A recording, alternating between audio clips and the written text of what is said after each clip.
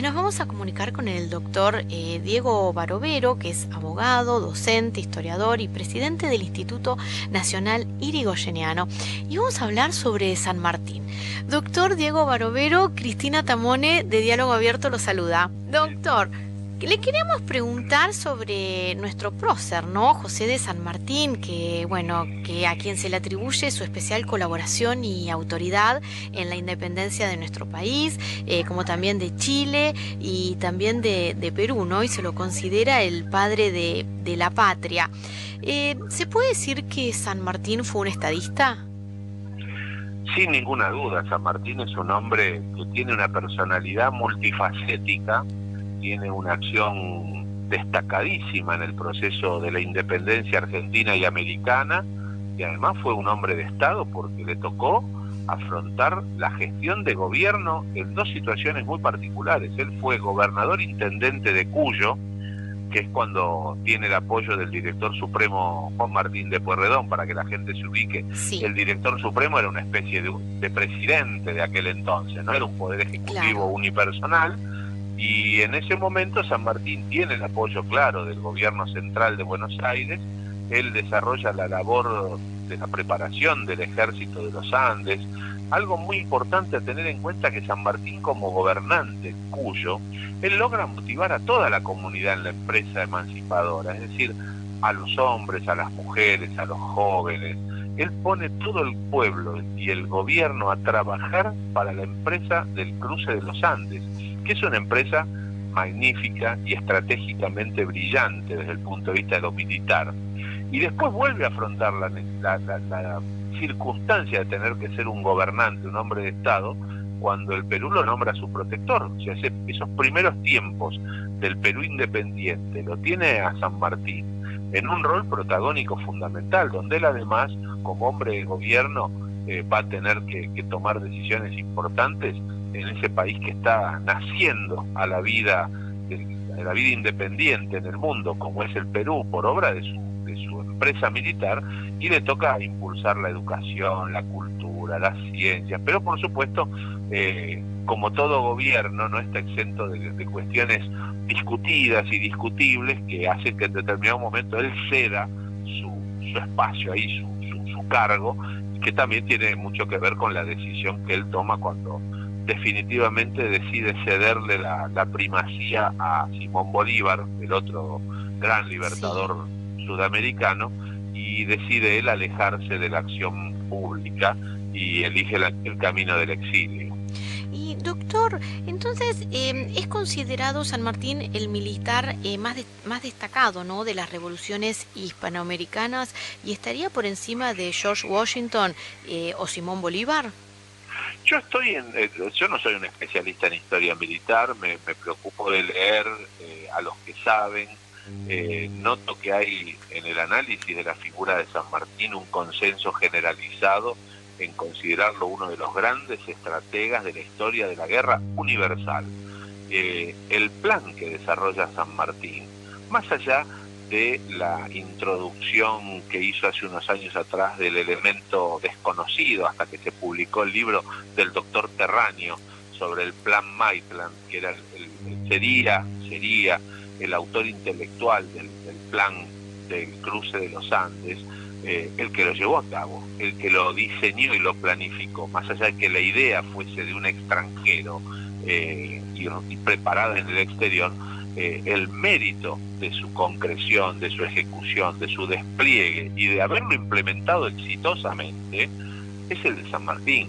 Sin lugar a dudas es una de las grandes hazañas estratégicas y militares de la historia, que además tienen el elemento fundamental de ir a atacar por donde no se los esperaba, cuando toda la guerra de la independencia, hasta que aparece la visión clara de San Martín, se había estado desarrollando en el Alto Perú, en el norte argentino y en el Alto Perú, que era donde San Martín, in situ, cuando le toca ir a tomar el mando y relevar al general Manuel Belgrano, a quien él lo releva, pero en realidad lo hace con gran respeto y rescatando además la gran valentía y la gran capacidad que puso Belgrano, no siendo un hombre de armas, sino siendo un hombre de leyes, un hombre de conocimientos económicos, y que sin embargo asumió patrióticamente esa misión que le encomendó la Junta, y tuvo suerte variable en el campo de batalla, porque le tocó ganar grandes batallas y le tocó perder otras batallas.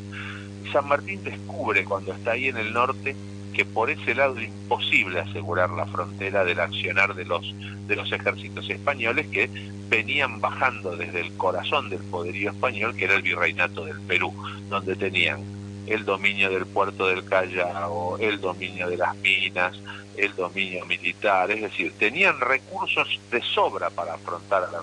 Entonces es cuando queda a cargo de la frontera el defensor número uno que tuvimos en nuestra frontera norte, que fue Martín Miguel de Güemes, que tenía el sistema de guerra de guerrillas, ¿no? De golpear y retirarse, lo cual generaba el desgaste de las fuerzas españolas. Pero en la lucha regular que se daba en el norte estaba llamada a fracasar. Es cuando San Martín logra, primero que se declare la independencia, el apoyo del gobierno del director supremo Pueyrredón, y luego establecerse en Cuyo para preparar el famoso cruce de los Andes, que es sin lugar a duda una de nuestras grandes hazañas militares y políticas como nación. Claro. Doctor, ¿y se puede decir que el Congreso de Tucumán fue obra de la estrategia política de San Martín y Belgrano? Sí, en gran medida los dos fueron fundamentales en su influencia para que ese Congreso, porque ya era insostenible la situación de este país y de estas armas, de estar combatiendo contra los ejércitos españoles bajo formas jurídicas que, si se quiere, ya eran ridículas. Ya no se podía hablar de la máscara de Fernando, porque Fernando VII era el mismo que había mandado a restablecer el poderío militar en esta zona que se había emancipado, y lo hacen con un concepto absolutamente arcaico, vetusto. El absolutismo español no reconocía derechos fundamentales, que eso para gente como San Martín y Belgrano, ilustrados en las ideas liberales, parecía una aberración. Entonces ellos entendieron claramente que sin una declaración categórica de la independencia, de que esto era un nuevo Estado, que surgía a la faz de la tierra con toda la soberanía, con todos los derechos y con todas las plenipotencias de los estados-nación de la época, la discusión respecto de cómo formar ese Estado, de darle una forma constitucional, si iba a ser una república o si iba a ser, en ese momento tengamos presente que se vivía la restauración monárquica en toda Europa, con lo cual también se barajó, y en ese sentido ambos, tanto San Martín como Belgrano, llegaron a considerar la posibilidad del establecimiento de una monarquía constitucional en este país. Eso también hay que medirlo en el contexto en el que se producían esas situaciones políticas.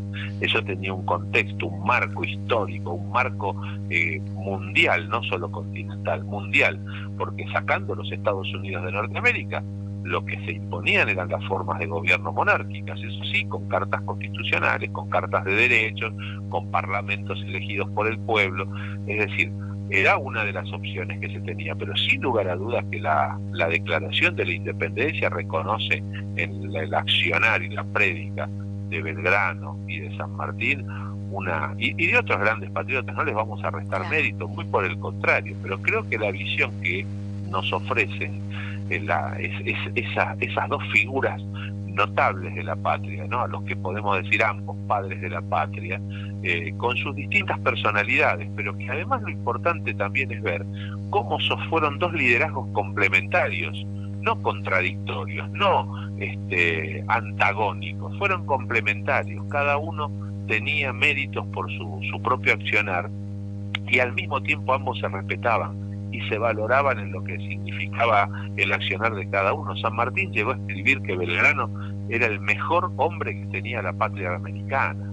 O sea, mirá el concepto que tenía San Martín sobre el creador de la bandera nacional. Claro. Y, doctor, ¿cuándo crea San Martín a los granaderos? Bueno, esa es una de sus primeras acciones. No nos olvidemos que San Martín, nacido en Yapeyú, en el siglo XVIII, se va muy chiquito con su familia a España. Su padre era un militar español importante, que tenía grado de coronel, y San Martín se forma en la Academia Militar Española y alcanza, en las armas españolas, alcanza el grado de teniente coronel. Sin embargo, y esto es uno de esos mitos, esos misterios que tiene nuestra historia, de alguna manera como San Martín sigue vinculado, hay algo que lo llama, podrá ser el llamado de la sangre, el llamado del espíritu. Él se había ido de muy pequeño de acá, pero esa sensación que a lo mejor le había quedado de que había nacido en estas tierras, o tal vez la influencia de las ideas liberales, las influencias masónicas, la empresa masónica también, que siempre se tuvo en cuenta como mucha influencia en la formación de las campañas libertadoras americanas.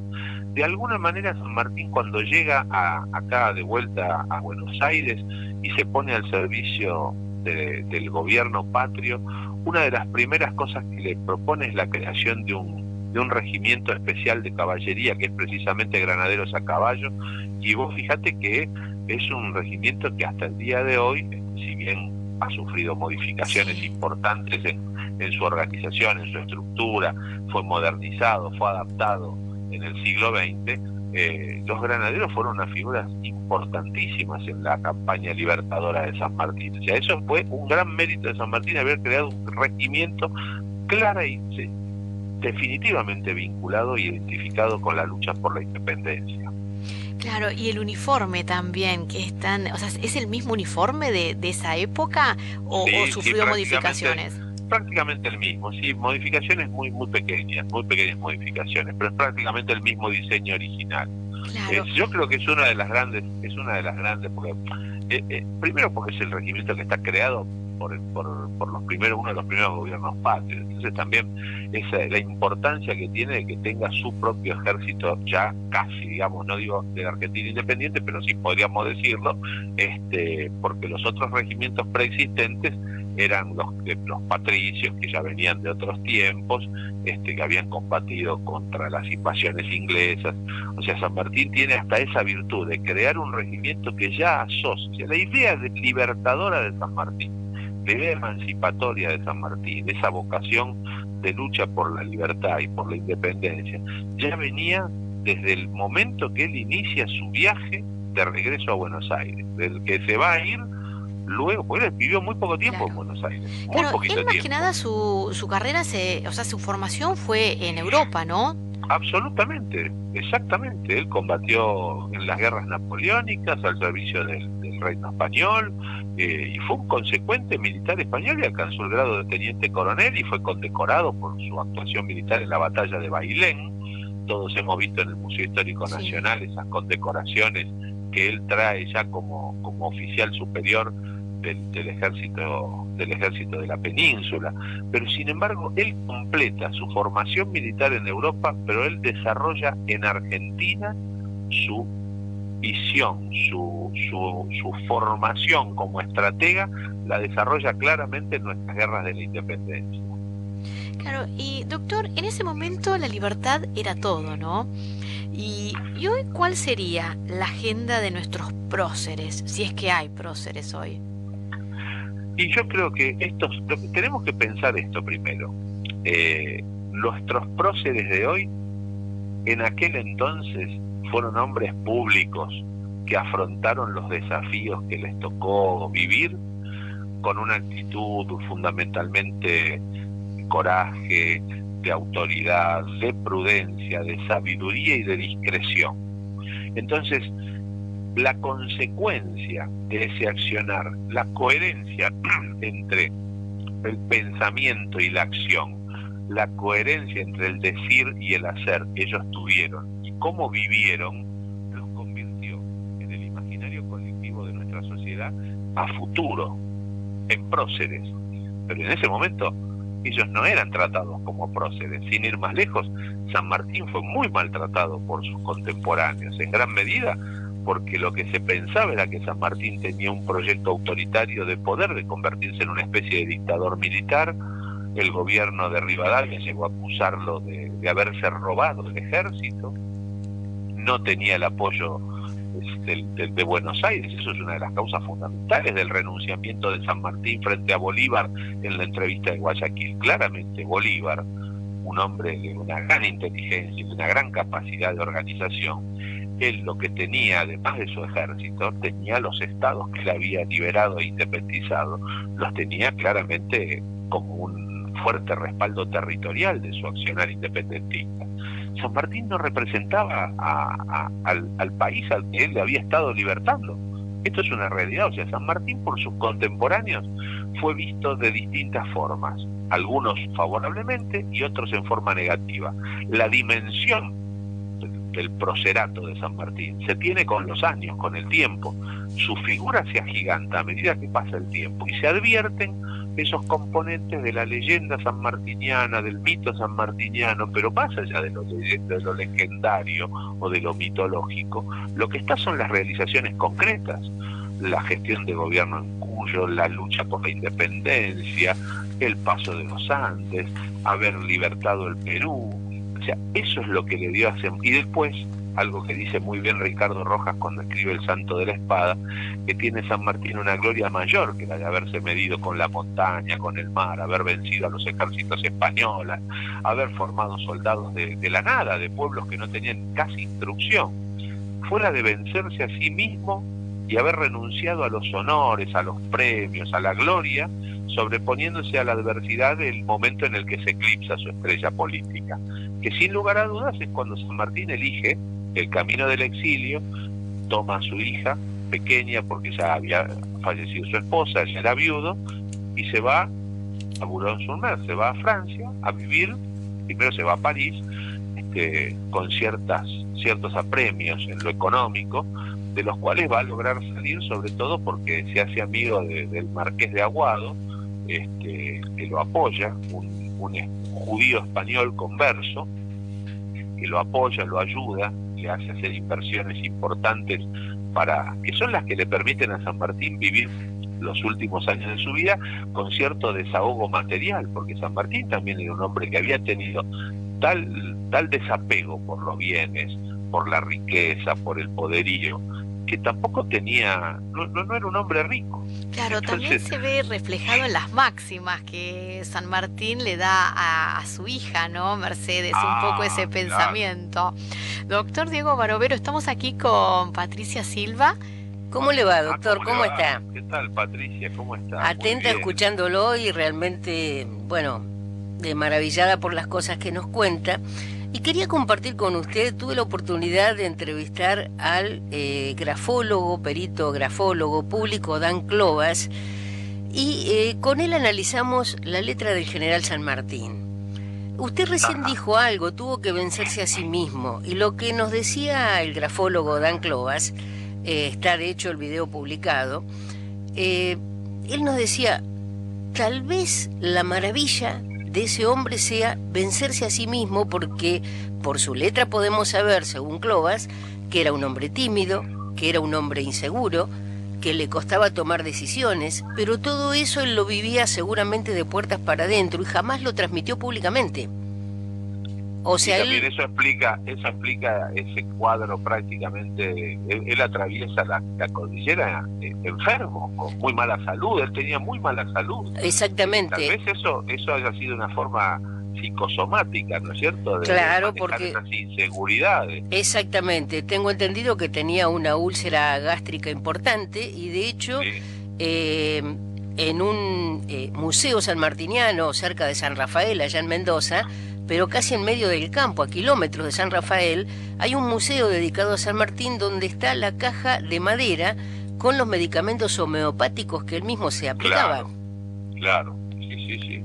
Con lo cual uno le da la dimensión del hombre, del ser humano, del que sufría, del que no transmitía ese dolor, de que tenía por encima el deber, ¿verdad? Era un hombre básicamente de deber. Sin lugar a dudas, él estaba formado con una concepción de disciplina, de discreción, típica de la formación militar, de la academia militar del siglo XVIII-XIX, pero al mismo tiempo él tenía una gran vocación por la lectura y era un hombre que había adquirido una gran ilustración y tenía una formación humanística, como decía recién Cristina, en las máximas a su hija Mercedes.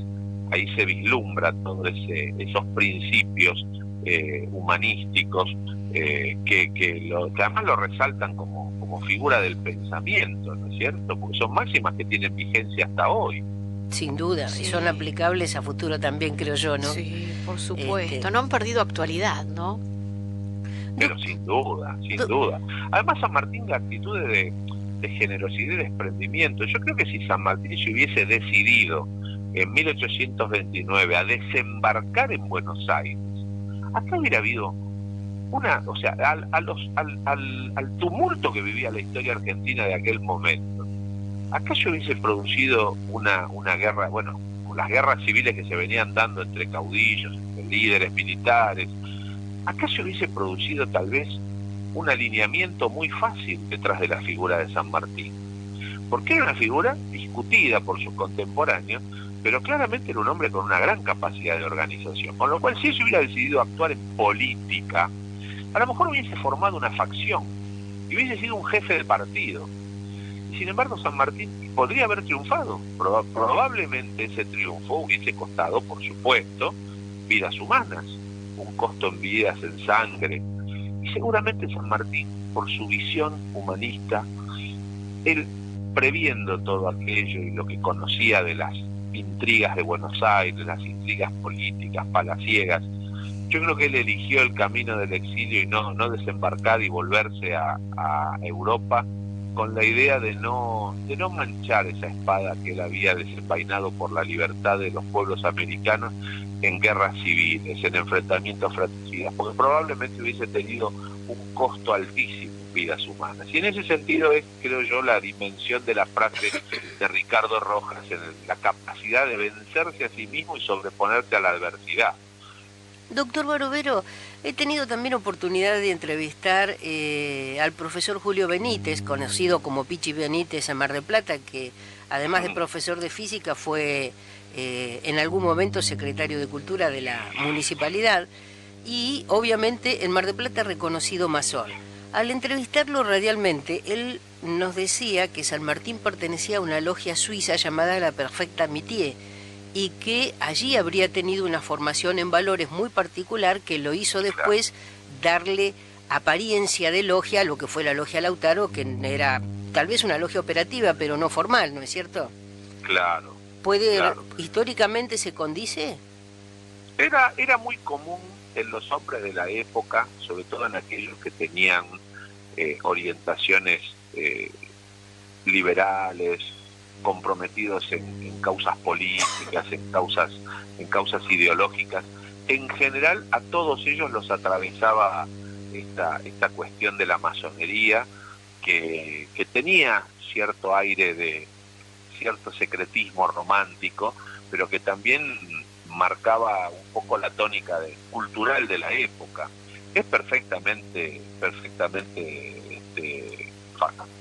De allí los guantes blancos de los granaderos. Es verosímil, sí, claramente, sí, es muy verosímil, así como el tema de que muchos hombres públicos argentinos de entonces y posteriores fueron también destacados militantes de la masonería. A veces tenían un paso circunstancial. La masonería también era una especie de espacio de intercambio de ideas, de un espacio de acción política. Hay que vivirlo en el contexto de la época, en la que por supuesto el poderío eclesiástico todavía era muy fuerte, el absolutismo monárquico también, y bueno, la masonería lo que procuraba era la emancipación de la humanidad, los principios liberales. Creo que de alguna manera también los clubes políticos estaban muy influenciados y muy influidos por esta cuestión de la masonería, así que perfectamente plausible esta interpretación que usted me está haciendo. ¿Cuánto le debemos entonces hoy a aquel hombre, ¿no es cierto? Y esos valores que deberían estar vigentes hoy todavía, ¿no? Los valores están vigentes, lo que no están vigentes son las conductas. Lo que no hay son conductas correspondientes a esos valores. Los valores sanmartinianos creo que siguen siendo, yo digo que a cualquier chico de escuela primaria uno le pregunta en una composición, en una prueba escrita, los valores de San Martín y prácticamente los va a saber decir, porque yo creo que no se ha perdido eso culturalmente. Lo que no se ve en el campo de la política pública hoy en la Argentina son conductas y actitudes contestes con esos valores y esos principios. Sin duda. Si usted tuviera que rescatar un momento de la historia del general San Martín, una anécdota, una conducta que usted dice, esto lo pinta de cuerpo entero, ¿cuál sería?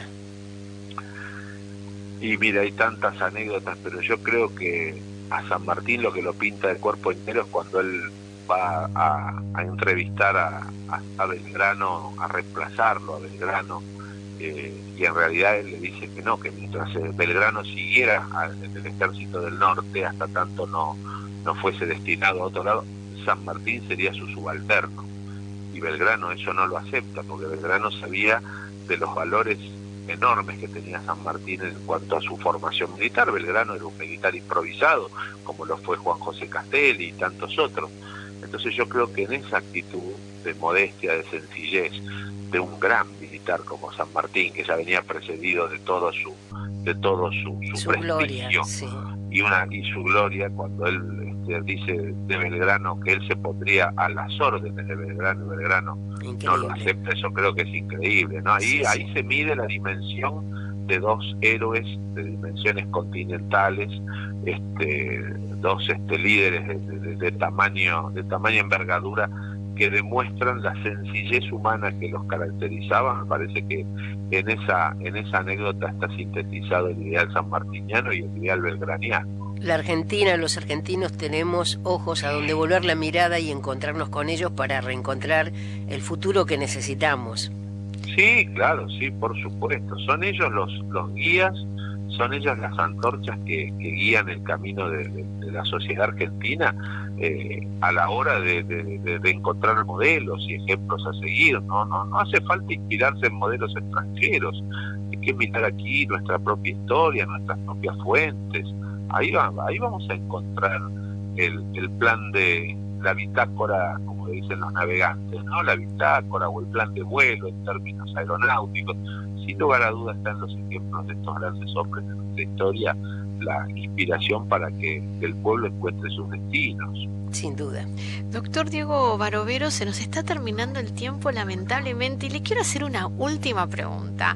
Hoy, Bueno. ¿Quién sería San Martín? ¿Hay un San Martín hoy? ¿Se puede decir que hay alguien que se puede considerarlo San Martín? No, San Martín hubo uno solo, no puede haber otro, es lógico. Son personajes que surgen, son hombres, me permito ser acá un poco exagerado a lo mejor para la visión de algunos, yo creo que son hombres providenciales de la historia. San Martín de alguna manera lo fue. No sabemos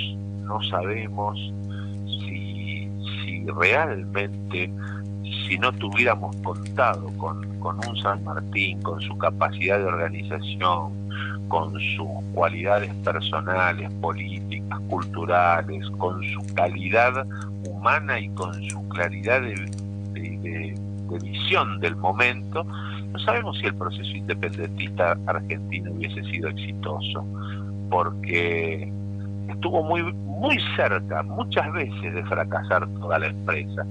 Y sin embargo, la empresa emancipadora, concebida por la visión de San Martín, no como una emancipación nacional exclusivamente, sino como la emancipación continental, ahí estaba el secreto de todo el proyecto. No se trataba de independizar el antiguo virreinato del Río de la Plata, sino independizar a todo el continente de la monarquía absolutista española.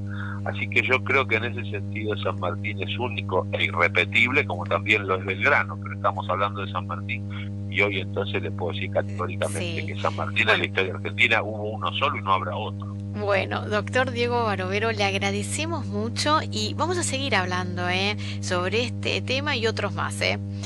Pero el agradecido soy yo, Cristina y Patricia. Un abrazo a la Siempre distancia. charlar con ustedes. Acá estamos a su disposición. Bueno, muchas gracias. Un abrazo. Recién escuchábamos al doctor Diego Barovero, abogado, docente, historiador y presidente del Instituto Nacional